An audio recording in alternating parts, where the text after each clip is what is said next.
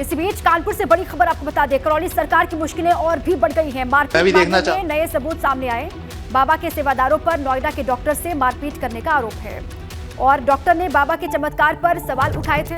बाबा को नोटिस देकर बयान दर्ज करने की तैयारी है। 19 मार्च को बिदनू थाने में बाबा के खिलाफ केस दर्ज हुआ था। बाबा की संपत्ति की भी जांच पड़ताल हो सकती है, ये बड़ी खबर इस वक्त मिल रही है। और रतीश मेरे साथ ही जुड़ चुके हैं अधिक जानकारियों के साथ। रतीश, ये कहा जा रहा है कि बाबा की मुश्किलें जो है वो आने वाले वक्त में बढ़ सकती हैं, क्या डिटेल्स है?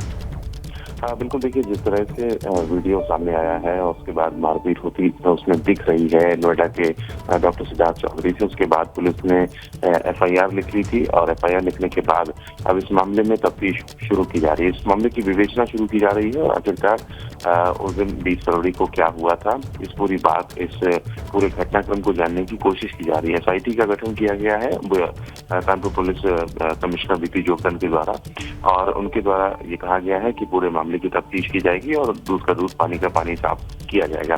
इसके साथ ही जो हमारे सूत्र बता रहे हैं कि पिछले कुछ सालों में बाबा ने अकुत संपत्ति अर्जित की है।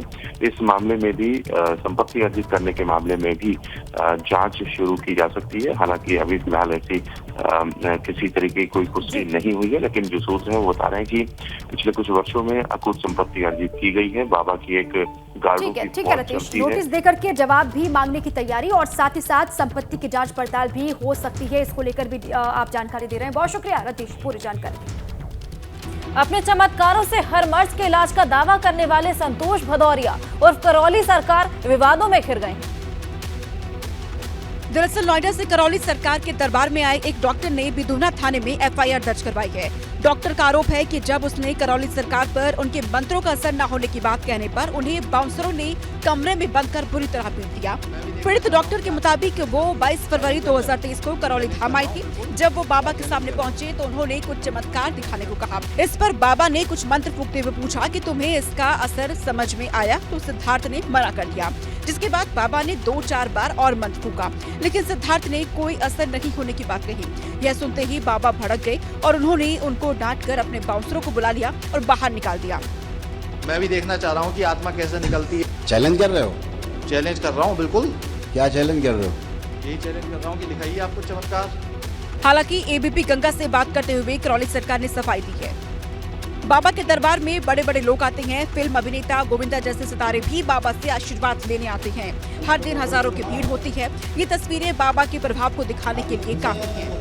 तमाम लोग हैं यहाँ पे, वो मानने को तैयार नहीं है और वो आरोपों को सिरे से खारिज कर रहे हैं और बता रहे हैं कि जो आरोप लगाए गए हैं वो बिल्कुल निराधार हैं। कानपुर से कैमरा पर्सन पंकज निगम के साथ धीरज अवस्थी। अयोध्या में भव्य राम मंदिर का निर्माण कार्य तेजी के साथ चल रहा है। साथ ही मंथन इस बात पर भी हो रहा है कि मंदिर में विराजित होने वाली रामलला की मूर्ति कैसी हो।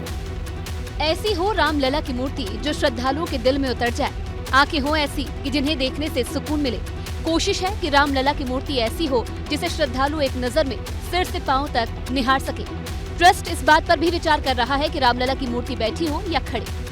चित्रकारों ने कहा है कि हम पहले चित्र बना कर देंगे, उस चित्र के आधार पर कई लोग मूर्तियां बनाएंगे, उसमें से फिर निर्णय होगा कौन सी मूर्ति ज्यादा हृदय को स्पर्श करती है।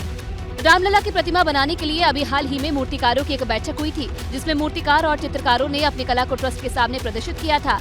जयपुर के एक मूर्तिकार भी रामलला की प्रतिमा बनाकर लाए थे और ट्रस्ट को दिखाया भी। वो प्रतिमा अभी कार सेवकपुरम में रखी गई है। 4-5 आर्टिस्टों को करके उनको कंपटीशन के रूप में एक वर्क करवाएंगे सबसे, और फिर जिसका जो बेटर वर्क होगा वो यहाँ पर डिस्प्ले होगा। दरअसल राम जन्मभूमि परिसर में श्री राम के बाल रूप की पूजा होती है। रामलला की जो मूर्ति होगी वो इस तरह तैयार की जा रही है कि माथे पर रामनवमी के दिन सीधे सूर्य की किरणें पड़े और इसीलिए रामलला की मूर्ति की ऊंचाई लगभग 5 फीट के आसपास होगी।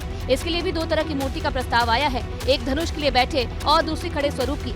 अधिकतर लोगों की राय खड़े रामलला के स्वरूप की है।